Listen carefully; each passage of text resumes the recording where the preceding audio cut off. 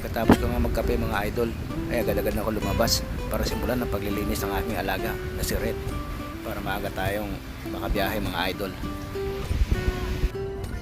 So yun mga idol, all goods na, malinis na, gaya na naman.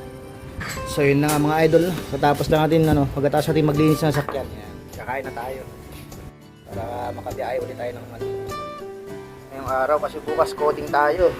Nagluto si misis ng paksiw, sarap. Talong, okra.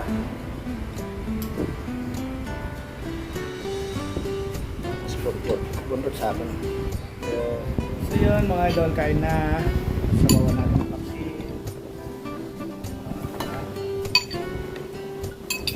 Ito idol, okra. Luto.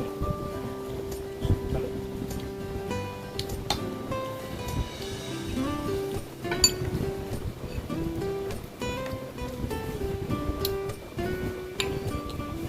Para tuloy ang laban sa buhay.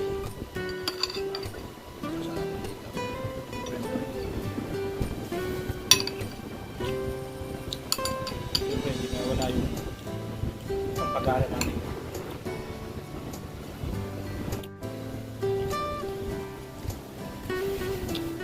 So, kain mo na kami mga idol, no?